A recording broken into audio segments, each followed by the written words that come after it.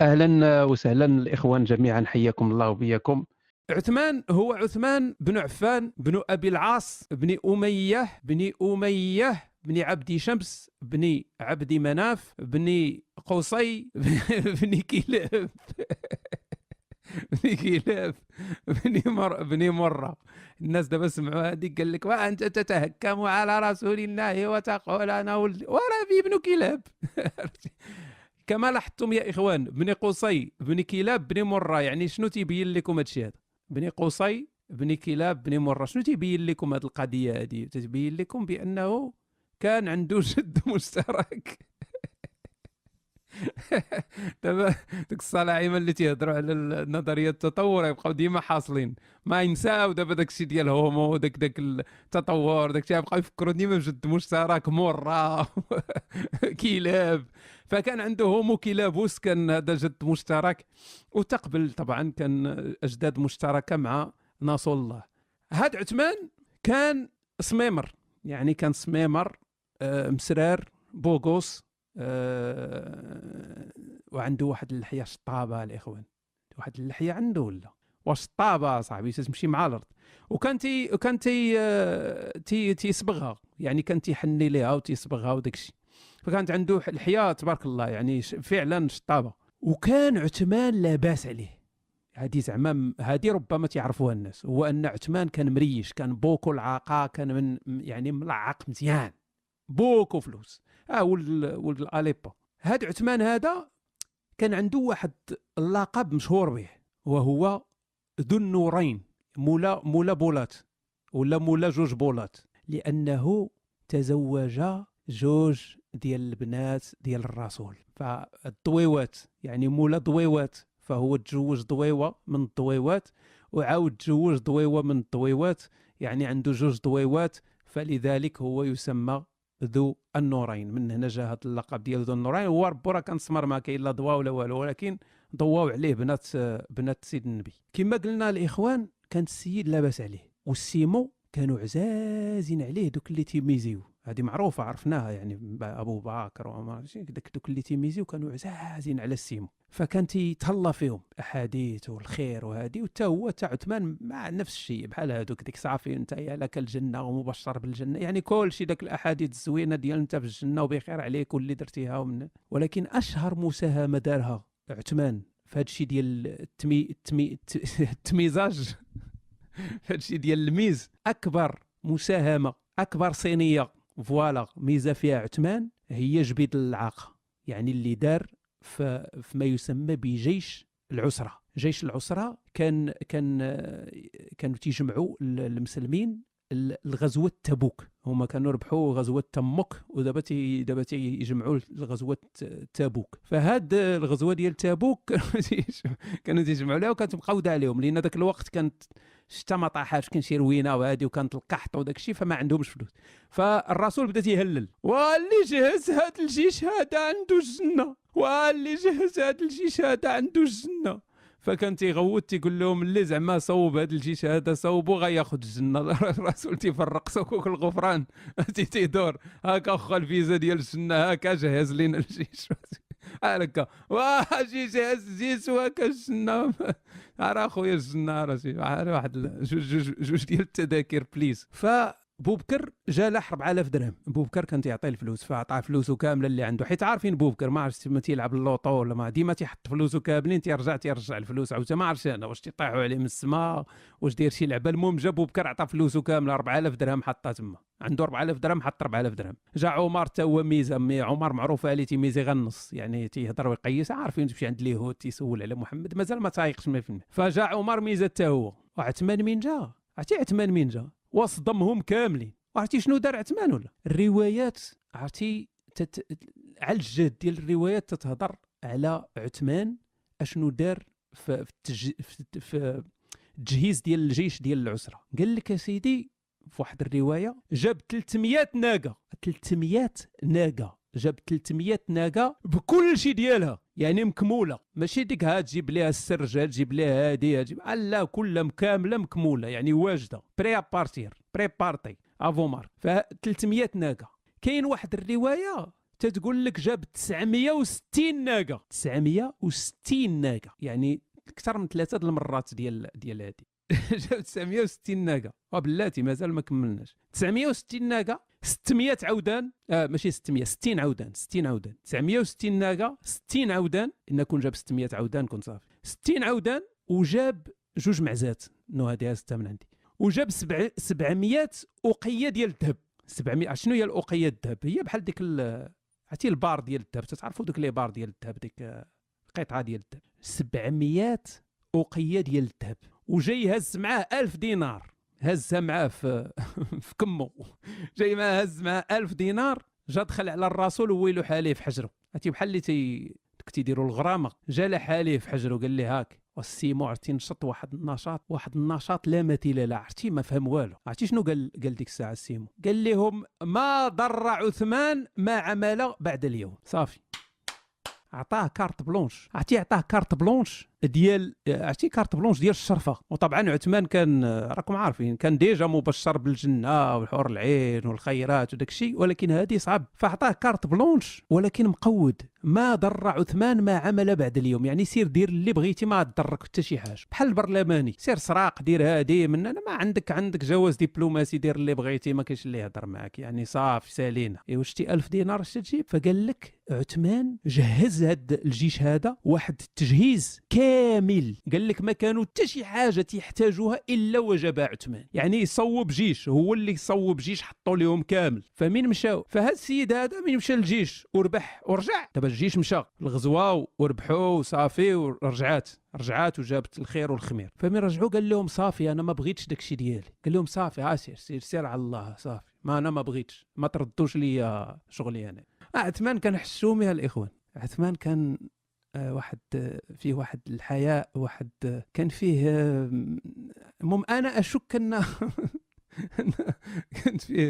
كانت فيه واحد ما بغيتش نقولها ولكن المهم راك فهمتوا. فكان شويه قال لك فيه الحياء بزاف. والمشكله هو ان اي صحابي فيه شي حاجه كاينه في الرسول، بحال دابا مثلا ابو بكر الايمان البكاء من هنا وهذه، وكذلك كان الرسول. عمر كان شديد وصعيب والشجاع والحرب ويحيح، وكذلك كان الرسول. وهذا كان الحياء من، وكذلك حياء اكثر حياء من هذه في خدرها واحداما كل يعني كل شيء. فكل واحد واخد شي صفه ديال الصلعوم وغادي خدام بها ولا شي حاجه. المهم عثمان كان حشومي وفيه الحياء وداك الشيء وتيحشموا منه. فكاين واحد الحديث مشهور ان الرسول كان متكي في بيته معري على فخاضو. ما عرفتش علاش زعما هذا الحديث خاصو يكون، المهم كان متكي ومعري على فخاضو، تبارك الله وصلى على النبي. فجاء ابو بكر، عارفين ابو بكر عاصر على الرسول، هذه قلتها لكم شحال هذه، ابو بكر ديما عاصر على الرسول. ابو بكر ما تيدير والو، ما عرفتش يجيب الفلوس بعد، انا ديما عنده الفلوس بزاف تيخسرها كامله وتيرجع فلوسه، ديما الماكينه تتعمر ما عرفش كيفاش، ولكن كان ديما عاصر على الرسول. واش كان تيسرق ليه البسطه مشي، المهم ديما عاصر عليه. فالسيد بقى بيه ما عليه هكا متكي راخي على فخاضو معري فخاضو. فاستأذن ابو بكر داق شكون ابو بكر؟ ما تبقى تسول على شكون، لان اي دقانه يكون ابو بكر. وراه مزيان، راه من دار ليه ديك اللعيبه ديال العويشه وصافي، هو لصق تما قال ديتي لي عيشه وصافي نبقى عاصر عليك انا كل تما، كل نهار غادي انا عند عيشه غادي عندك. فدخل فاستأذن ابو بكر فاذن له، دخل وهو على تلك الحال، يعني ما بقى معري على فخاضو، ما والو، ما دار والو الرسول، بقى معري على فخاضو. المهم هضر معاه وداك الشيء. من بعد فاذن استأذن عمر. عرفتش انا واش تيتخاطروا شكون يجي الاول تيديروا ما عرفتش انا، ديما مسابقين ديما داك الشيء. فاستأذن عمر فاذن له، فدخل بقى على ديك الحاله معري فخاضو تيهضر. ثم استأذن عثمان، يعني جاء عثمان فجلس رسول الله، جلس وهو يغطي فخاضو. فدخل هضر معاه، طق من هنا هادي من هنا. فمن خرج عائشه هي اللي تتعاود هذا الحديث هذا، عائشه تجيب هذيك الاحاديث المعسله، فهمتي؟ فعائشه وهي تقول لك لما خرج مشات عنده قالت ليه دخل بوبكر، ما درتي والو، ما غطيتي والو، ما درتي والو، ما ديتيهاش فيه، ما ديتيهاش زعما في حوايجك وفي الجلسه ديالك. دخل عمر ما كاين حتى شي مشكل. ايوا من دخل على عثمان قال ديتي غطيتي على جليل. عرفتي اش قال لها الرسول صلى الله عليه وسلم؟ الا استحي من رجل رسول تستحي منه الملائكه تتحشم من عثمان. شتي يا ولاد الذين 690 ناقه شنو تتجيب؟ 960 ناقه. شتي يا ولاد الذين الذهب شنو تيجيب؟ شتي يا ولاد الذين وشتي دابا انت تمشي انت يا اكفر الكافرين وتصيفط للرسول شي 50 بيتكوين يقول لك انت غادي يكون عندك واحد القصر فوق القصر ديال عمر. فالمهم واحد القضيه مضحكه تتكون ديما في هذه الاحاديث وانا يعني شرط ليها شويه وحتى نتوما غادي تكون لاحظتوها الا كنتو شويه اذكياء بحالي وهي ان ديما كاين تتابع. الا حطوا كاين ديما تتابع ديما في هذه بزاف الاحاديث ديما ابو بكر عمر وعثمان يعني وهو بزاف صح وبزاف على انها تكون حقيقه. فديما ابو بكر عمر عثمان يعني حتى الاحاديث اللي تيقولها الرسول بحال مثلا هذاك الحديث اللي قلنا البارح ولا البارح ديال ارحم امتي ابو بكر واشدها في دين الله عمر واصدقها حياء عثمان. ديما متابعين ديما ابو بكر عمر عثمان. محتاجين شي فلوس محتاجين نديروا شي ليمه محتاجين نديروا شي هادي الليمه هي بدك القناوه الليمه هو الليمه تيقولها الليمه نحتاجوا نديروا شي حاجه فتيجي ابو بكر جاء ابو بكر فاطعم له جاء عمر فاطعم جاء عثمان فاطعم. ديما داك التتابع ديما مع واحد جوج ثلاثه باش هاد كتاب الاحاديث يقولوا لنا بان راه هذا الخليفه الاول هذا الخليفه الثاني هذا الخليفه الثالث. لا راه فيها هاد القضيه فيها ان بزاف لان كاينه حتى ديك الاحاديث ديال التنبؤ بشنو لا يوقع. يقول لها راه شحال من حديث فيه التنبؤ بانه غادي هذا غادي يموت شهيد وغادي هذا غادي يموت هادي وهذا صديق وهذا صادق وهذا بزاف على ان داك الشيء يكون ويلي نوستراداموس. فالمهم قلنا ان عثمان كان حشومي بزاف بسلامته كان مسكين طب ديال الطباطب ديال الحياء. تقولوا لي وصافي راه عيقتي كل مره تقول لنا حشومي ولا هادي ولكن نقول لكم واحد الحاجه غتخلعكم وما ما تفهموا فيها والو. الحياء ديال عثمان ماشي غير تيتقطر راه كل الحياء تيخرج ليه من ودنو من نيفو من سميتو. الحياء ديال عثمان وصلوا لدرجه انه من نهار بايع الرسول ما حط يدو لي من على الحنكاليس ديالو. قولوا لي هذيك انتو عارفينها من نهار حط يدو على يد الرسول باش يبايعو ما حط يدو لي من على الحنكاليس ديالو. تيحك غير بلا يسرى وتيسلخ غير بلا يسرى وتيدير كل شيء بلا يسرى. عثمان كذلك كان عنده واحد كان عنده مجموعه ديال الارقام القياسيه اللي خاصها تدخل في مجموعه او في موسوعه غينيس. ضروري تدخل في موسوعه غينيس. كانوا عنده ارقام قياسيه حتى واحد ما قادر يوصل لها وما عمر شي واحد غادي يوصل لها. فمن بينها الاخوان هو انه واحد السيد تيعاود هذا الحديث هذا قال لك دخلت نصلي في الليل فيلا جيت هذه من طق هو يجي واحد حط يدي على ظهره قال لك درت بحال هكا لقيت عثمان. ما عرفتش انا هاد الصحابه واقع كيدوزوا حياتهم كلها في الجوامع والصمع فين فوقاش كانوا تيخدموا فوقاش ما عرف. المهم قال لك وفي ذاك الوقت كان خليفه يعني هادشي راه وقع في الخلافه ديال عثمان. فقال لك زدت هكا وخليته بقيت تنشوفوا واش تيدير. فمشى عثمان هو يقيم يعني قال الله اكبر وقف يصلي فبرح قائما حتى فرغ من القرآن في ركعة لم يزد عليها. واش فهمتوا الاخوان؟ في ركعه واحده ركعه صلى ركعه واحده في ركعه واحده سيد جالس يعني جالس مرتاح تيشوف فيه وتا الاخر. عندك يجي شي واحد دابا يقول لي راه ربما القرآن ديك الساعه ما كانش وخليفه عثمان خليفه سالا الرسول مات شحال هادي ابو بكر مات عمر مات هادي الخليفه يعني القرآن كله كاين ما ناقص فيه حتى حرف. فالسيد ريح وبدا تيسال وراه بزاف الاخوان بزاف يعني غيجي شي واحد يقول لك راه حنا راه نقدروا نديروا تجربه ونقراو القرآن كامل ولا حسبتيه غادي يجيك 7 السوايع 8 السوايع وتكملوا بالزربه واخا سيدي ما عندنا حتى شي مشكل. نفرضوا سيدي ان السيد هذا مشى يصلي مثلا مع 12 ديال الليل ايوا راه الناس غادي يجيو يصليو الصبح ما يصليش هو الصبح في وقته او لا كيفاش غادي يصلي الصبح هذا يقول لهم بلاتي نكمل ركعتي انا مازال في سوره يوسف. وكي كان يدير تيقرا بالزربه كيفاش كان تيقرا هذيك في ركعه واحده. وعلاش غادي يصلي القرآن كامل في ركعه واحده علاش تتحارب مع الله فين باغي توصل بهذا الشيء هذا راك غادي للخسران حمادي ما بزاف صح. فالمهم فمشى هذا السيد هذا مشى عند عثمان قال ليه يا امير المؤمنين انما صليت ركعه. قال ليه صليت ركعه واحده يعني ما فهمش هذاك قال ليه يا امير المؤمنين انما صليت ركعه. قال ليه اجل هي وتري وقرا القرآن كامل في الوتر ركعه واحده. وهذا راه تيقرا وقيل الكتاب المقدس في الشفع.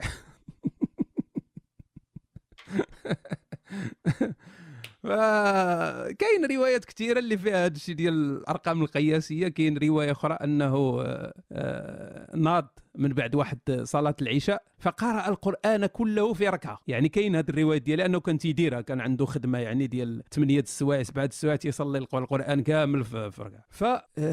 عثمان قلنا واحد السيد خطير وتيدير عنده شي مواقف اللي شوية صعيبة، وكان بزناس عنده الفلوس بزاف، ولكن كان بزناس كذلك مع الله تعالى، وقيل الله اللي كان تيبارك ليه في الفلوس ديالو. يعني انه مثلا تيكون عنده مليون تيعطيها في سبيل الله، تيرجع تيصلي القران كامل في ركعه، تينوض تلقى الفلوس تحت المخده صيفطها ليه جبريل ولا شيء. المهم هذا هو التفسير الوحيد ديال هذا الشيء هذا، لان لا يعقل هذا الشيء هذا. فكاينه واحد القصه، هو ان في الزمان ديال ابي بكر، يعني في الخلافه ديال ابو بكر، الناس تقودات عليهم، كان ضربهم واحد القحط، تقودات على الناس في زمان ابي بكر. فابو بكر قال لهم ان شاء الله غدا يفرج عليكم سيدي ربي، وهكا وكركبهم. ففي الصباح ديال الغدا الناس بانت لهم القافله ديال عثمان جايه، قافله عثمان جايه، قافله راكم شفتوا 960 ناقه 300 ناقه، يعني ما عنده تما بحال عروبيه ديال في تكساس عنده تما، المهم في الصحراء، المهم عنده هادشي. فالتجار البزناسه شافوا عثمان، القافله ديال عثمان جايه، فمشاو هما بحال الشناقه، فهمتي، مشاو تيزربوا هكا باش يشريو من عنده ويبيعوا بالغلا. فمشاو عنده قالوا ليه، سولهم قال لهم شحال غادي تعطيوني، يعني شحال در الربح غادي تعطيوني؟ قالوا ليه غنعطيوك 10 في 12، ما عرفت كيف تيحسبوا هما داك الحساب هذاك، يعني الحاجه ديال 10 غنعطيوك فيها 12 درهم، 12 ريال، 12 ما سوقيش انا، المهم ما شي حاجه، 10 ديال 10 نعطيوك 12. قال لهم هو عطاني اكثر، يعني بحال زعما شي تاجر اخر عطاه اكثر. قال لهم عطاني اكثر. قالوا لي غنعطيوك في العشرة 15. قال لهم عطاني اكثر. الناس ما فهموا والو، دوك التجار قالوا ليه شكون اللي عطاك اكثر؟ هذه حنا هما التجار ديال المدينه، شكون اللي يعطيك اكثر من هذا الشيء هذا؟ قال لهم انه الله قال لهم انه الله زادني بكل درهم 10، عطاه على كل درهم 10. فهل لديكم انتم مزيد؟ تقدروا تعطيوني داك الشيء اللي عطاني انا الله؟ قال لك التجار صافي انصرفوا عنه وهو ينادي اللهم اني وهبتها فقراء المدينه بلا ثمن ولا حساب. جايب قافله ربو من اليمن 780 يوم وهي تتحرط في الصحاري، وغادي يعطيها دابا للفقراء وداك الشيء بلا ثمن. غيولي حازق، وديك الساعه غادي يمشي غادي يصلي الوتر بالقران كامل، وغادي يلقى تحت المخده عاوتاني $1 مليون. الاخوان ما يمكنش نهضروا على عثمان الا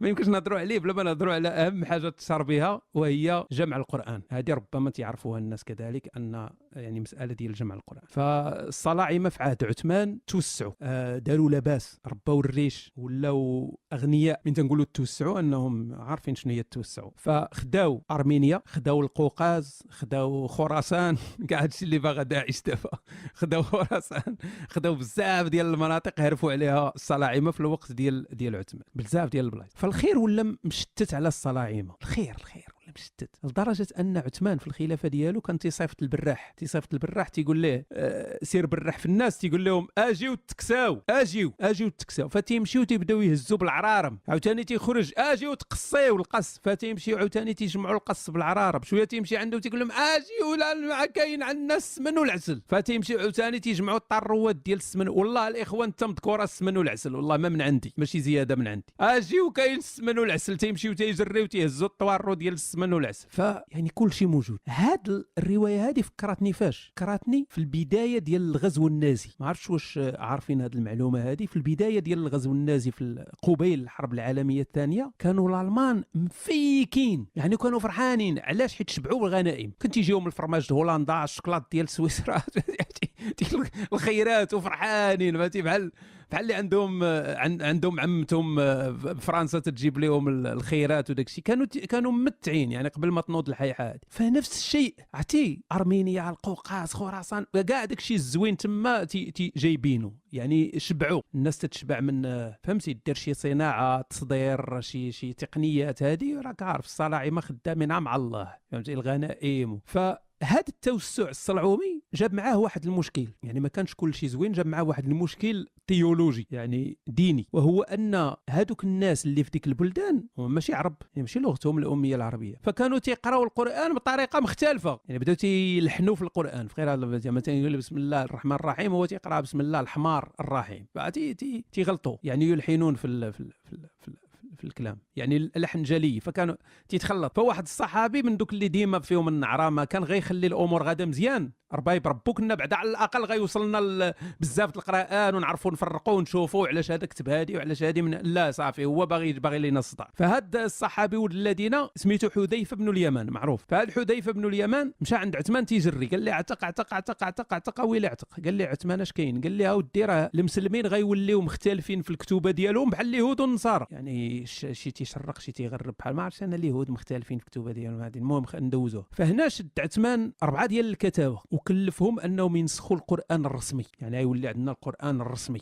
ديال عثمان. وقال لهم واحد المعلومه مهمه، قال لهم الا اختلفتوا في شي حاجه كتبوها بلسان قريش، يعني اي حاجه اختلفتوا فيها كتبوها بلسان قريش، حيث القرآن نزل بلسان قريش. فهنا شد عثمان النسخة الرسمية وصيفطها لكل المناطق وأمر أن أي نسخة ماشي رسمية تحرق. هذا هو الحرق ديال المصاحف، يعني اي نسخه ماشي رسميه غادي تحرق وغادي تبقى غير النسخه الرسميه اللي هو يعني دايرين لها الطومبو ديال الله. فهاد الخيخ وهاد يعني الثراء الفاحش اللي وقع وداك الشيء، فبدا تينوض شويه الخواض في الدوله ديال عثمان، يعني في الخلافه ديال عثمان. ففي الوقت ديال عثمان ناضت الثوره.